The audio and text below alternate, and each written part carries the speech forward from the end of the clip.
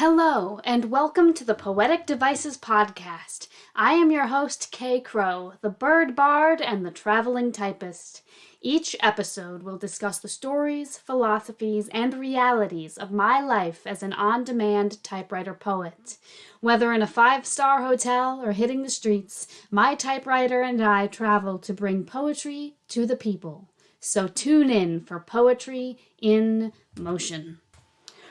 Today we have a very special episode on the topic of radical vulnerability and poetic witnessing. This episode is going to get into some heavy territory and contains content discussing adoption, the death of a child, infertility, suicide, and drug use. Thank you for choosing to join me today in this very vulnerable and very special episode.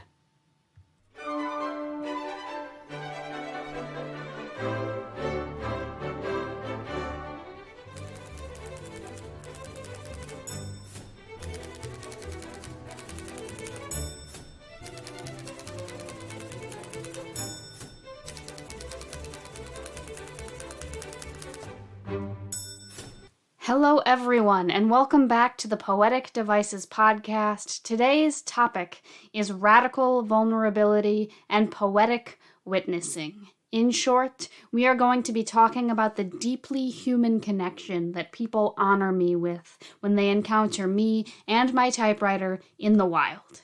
And this is a very special episode in honor of National Poetry Month. Each section of this podcast will be interspersed with some of my favorite poems that I've written both for myself and for people on the street. Several years ago, a friend of mine asked me a question, and that question was, what is the point of poetry? And that question really got me thinking. And for me, the point of poetry is connection. And in that vein, let me tell you a story. The root of my career as a theatrical poet, creating these immersive experiences, was at a little show called The Poetry Brothel. They have chapters and casts all over the world, but I got to be part of a very short, very magical season when the Chicago chapter was alive and kicking. The Poetry Brothel is an immersive literary cabaret. All of the patrons, aka Johns, as we lovingly refer to them, are invited into the event space. There is a floor show going on the stage with burlesque, live music, etc., etc. And then there are the poetry whores who are circulating through the audience. The goal of the whores is to lure the Johns upstairs for private poetry readings in exchange for their money. And I had the joy of playing a poetry whore named Katarina Crow. I made my way that night through my sea of ever tipsier patrons, as this burlesque show was happening on the stage and people were getting ever more undressed until I found myself a likely candidate. And after some schmoozing, I lured her upstairs, and I read her a poem. Specifically, I read her this poem called Mother, Listen. Mother, listen. I'm sorry that when you tried, it died inside your womb. I'm sorry that the fruit of your loins withered on the vine because you deserve orchards. Mother, listen, I could not have foreseen that when you picked me from the roiling sea of unwanted children, that I would feel such guilt for all of those left behind. Mother, listen, 31 years ago, 2 mothers looked in each other's eyes and saw me, and one gave to the other the gift of life. Mother, listen, when 2 bodies collide and the spirit abides and something grows inside, it is a miracle, but it is also an accident.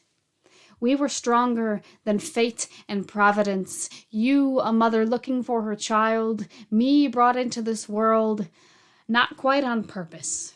We were bound together by the chains of choice. Fate couldn't hide us from each other. Mother, listen, I remember how you held me every time I cried, how you still loved me even when I lied, how you persisted even when I tried to climb the refrigerator. I will hold tightly to all you taught me. I will do the dishes. I will always water the flowers. I will love ferociously, and I will always keep my promises. This I promise, Mother. Listen. And after I finished reading her that poem, she started crying. She told me her brother was adopted, and that poem hit really close to home. She talked a little bit about the connection between her mother, her brother, and herself, and she asked me for a hug. After I read her that poem, I read her one about my own brother. And that was the first time that it really hit me how intimate poetic moments can truly touch people's hearts and make us feel connected to each other. And in all honesty, that is where my professional poetic journey began. So let's get into it. Part 1, the responsibilities of being a typewriter poet.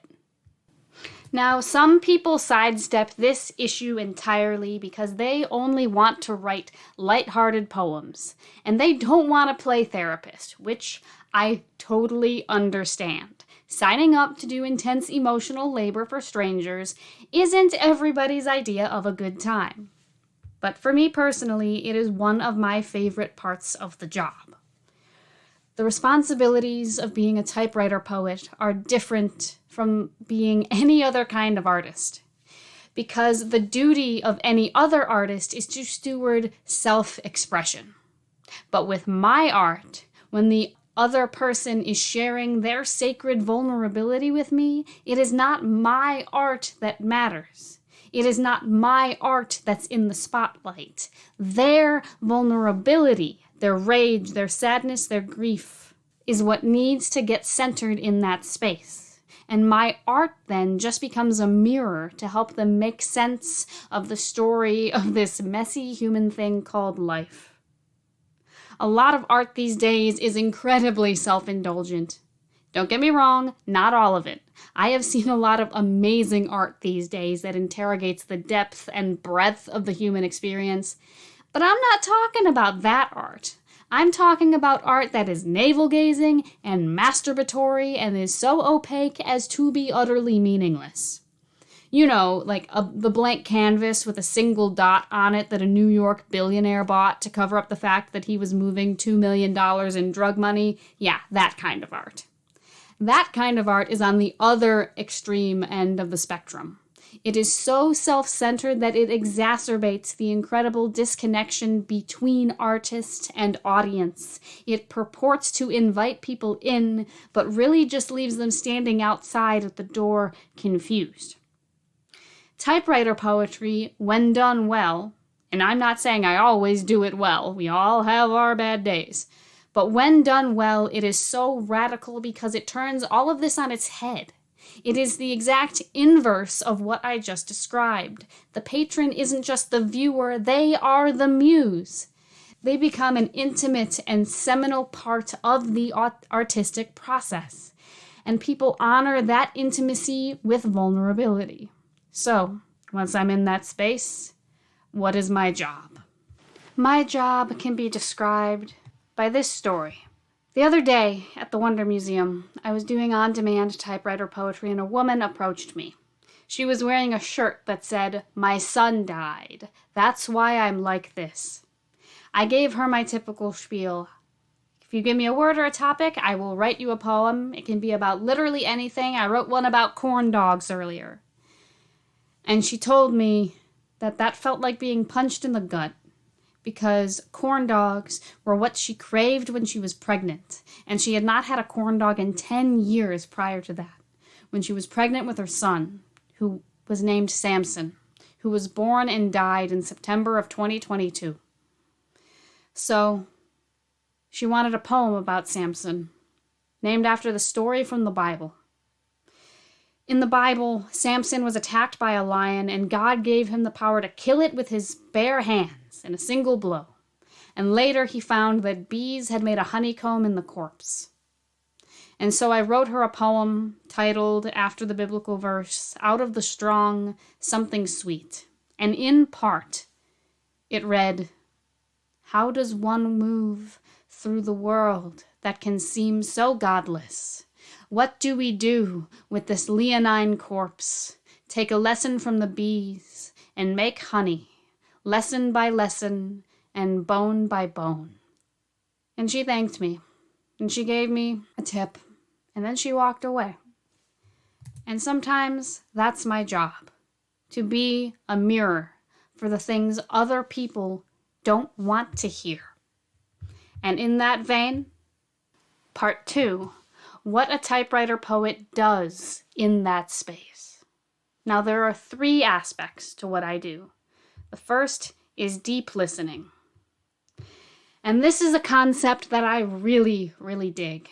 It's basically turning your whole body into an ear. And let me explain how you do that. Oftentimes when we are in a conversation, we're not listening to listen. We are listening to respond. Every time someone is talking, we're making a bookmark in our head and holding it in our head because we have a point we want to make based off of what they said. We have things we think they need or want to hear or would be entertained by. The thing is, when you listen like that, you're not really listening. The RAM in your brain is like RAM on a computer. You only get so much short-term processing power to attend to any given moment. And if you're using your RAM or your working memory to hold points you want to make, then you're not really giving your whole attention to the other person, are you? You're giving them half your attention at best, and you're not really hearing what they have to say. And when you're doing on-demand typewriter poetry, well, that just won't do, now will it? So here's the trick. When someone comes up to you and starts talking, you're going to listen. And then you're going to have a thought based on something that they said. And you know what you're going to do with that thought? You're going to take a breath and just let it go. Whatever you wanted to say isn't important. Listening to the other person with your whole attention, with your whole body, is the most important thing you can do in that moment. Because when people feel you are holding them in your full attention, miracles happen. When they see that their words are hitting you, they're hitting you, and you are holding them, it creates this fragile, amazing bubble of a moment. Because no one gives each other their full attention these days. Not really. Because we've forgotten how to listen with our full bodies. And if you're looking for more information about this process, I highly recommend you read Unbound by Kaja Urbaniak. So, once you've listened, then what? The second step is to speak from the heart, not the head. When it is time to respond, you're going to do it from your heart and from your guts, not your head. The key phrase here is reflect, don't project. You are a mirror, not a generator. Show them that you have heard them and respond from a place of deep listening. When you can reflect back to them the true depth and poignancy of what they've said, it will quite literally rock their world. People don't feel listened to these days. They don't feel connected. They don't feel seen. They don't feel held. And by responding from your body and not your mind, you can literally work miracles. A tip I like to give is this. Respond with your gut. And I mean literally, respond with your gut. And no, I don't mean to fart. I mean feel down into your stomach, into your intestines. They've got the second most amount of neurons outside of your brain, and your stomach is responsible for producing the vast majority of your body's serotonin and neurotransmitters. Literally, feel your energy sink down into your intestines and respond from there. There's a reason they call your guts your second brain. And if it works, what you say will feel rooted and it will feel true.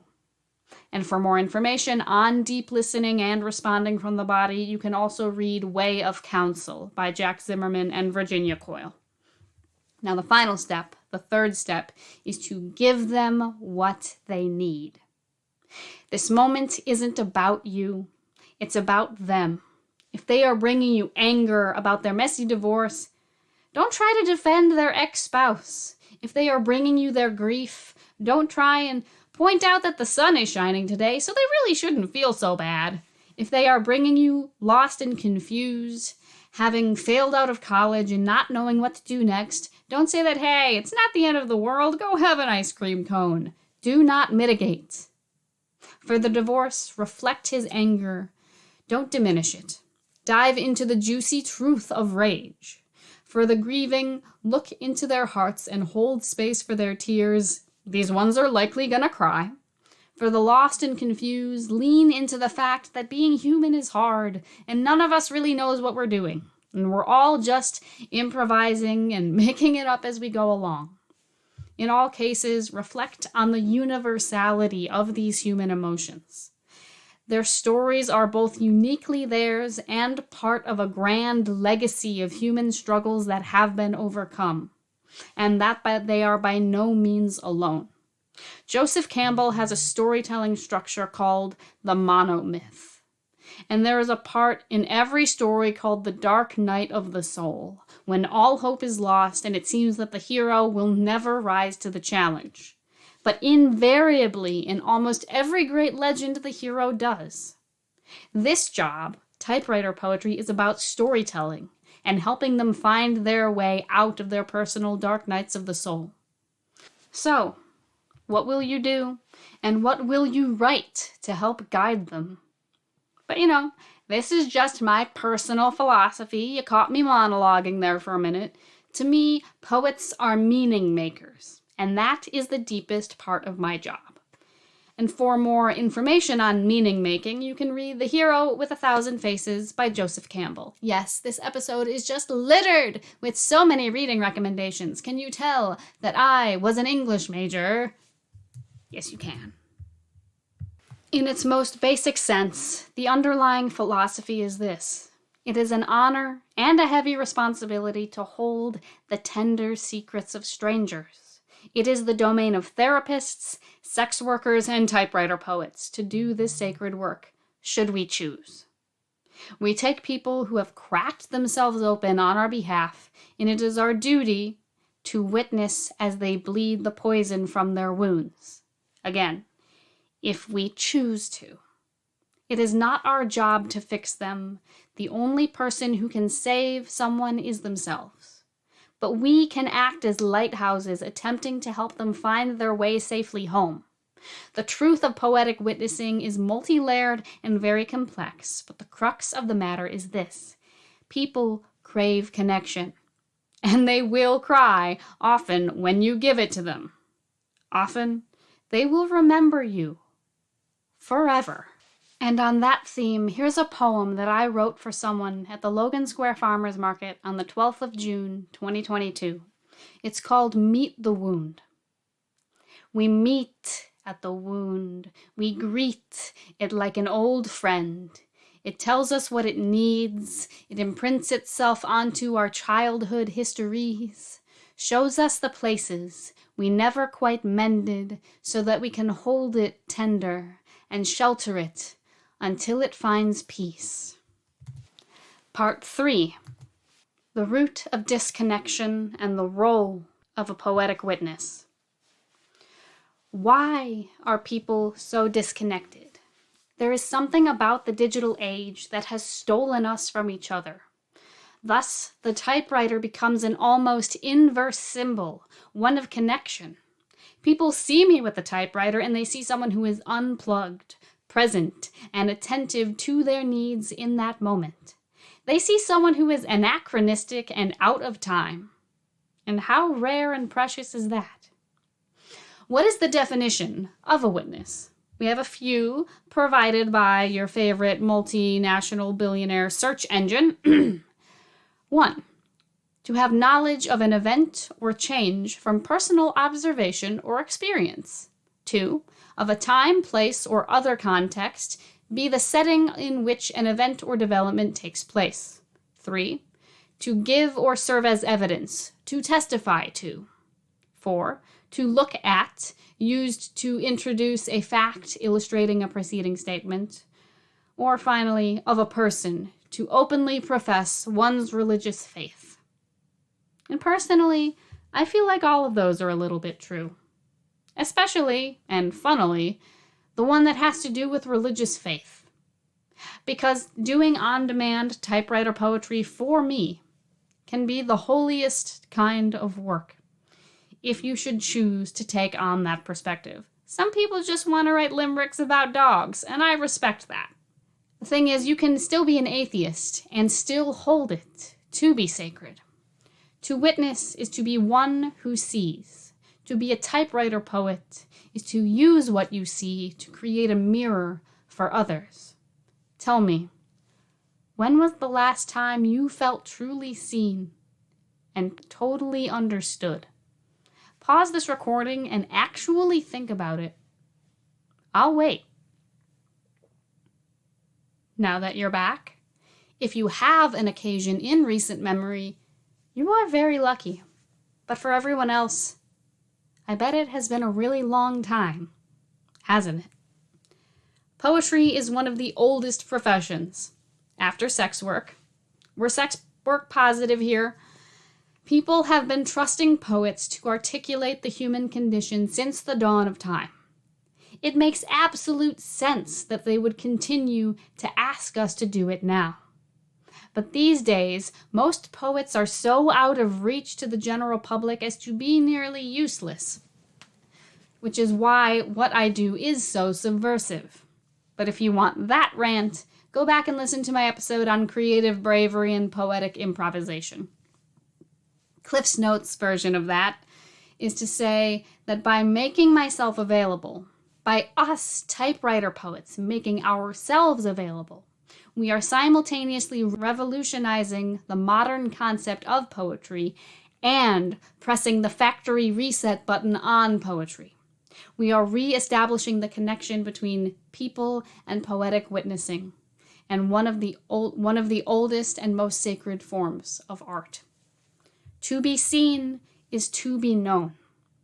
To be known is to be understood. To be understood is to be received. To be received is to be held. And to be held is to be connected. So when someone comes up to me at a wedding or on the side of the street, it really isn't that weird that they spill their guts to me. In a way, it is one of the most fundamental parts of my job. To me, at least, other typewriter poets do it differently. You have to be able and willing to hold space for people's goopy, quivering, messy bits. They may go to pieces, but we help them put themselves back together. I wrote this next poem at the Feed Your Soul fundraiser in Milwaukee to help fundraise money to reduce food insecurity for people in the Wisconsin metropolitan area. And they asked for a poem about hunger, and this is what I wrote. When the least of us hungers, the best of us cannot truly be full. Imagine a Macedonian clay pot 2,000 years old. Imagine feeling that empty, choking on the dust of a dead society's disregard.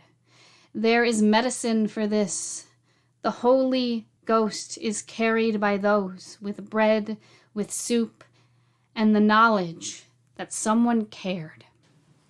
And finally, we have come to part 4, the role of art. Also, I am not a therapist. The role of art is to make people feel, to lay bare, to share deep, unsettling, beautiful truths about the human experience. And the opportunity to do that with the artist present is a unique, rare, and beautiful thing, especially to be invited to participate and to co-create the art together. Art comes from feeling. I have the typewriter, the instrument, the tool. The patrons bring the feeling. I bring the form. If people don't approach me, I'm just sitting with my typewriter on the side of the road or in the museum, bored out of my mind. They have to come and make the whole thing go. Their participation is necessary. The typewriter is the vehicle, But the human connection is the go juice. It's the gas in the tank. People have to choose the experience. They have to say yes. They have to opt in and choose to allow the poet to take on the role of meaning maker. Typewriter poetry is an excellent model for practicing deep and meaningful consent out in the world, out in the wild. Though that will be the topic of a future episode, perhaps next month, who knows. I am not a therapist, nor do I purport to be one. A well-trained therapist will ask you the right questions to prompt you to look inside yourself to make sense of your history. I don't do that. I'm just a mirror and a storyteller. People show me their experience, and I will articulate it and show it to you from an angle that catches the light. And now, to close out, I'm going to read you 2 more poems that will show you my guts, my quivering messy bits, so that you can feel less alone, and that maybe I can feel connected to someone out there through the airwaves. This is a poem called Brother. My brother started smoking when he was 9. I had forgotten by that time what was his and what was mine. Conjoined, I controlled the left leg, he the right, until life cut us apart. I hung my heart on his branches, he hung a noose twice. I dreamed he was a king, and that I was his everything.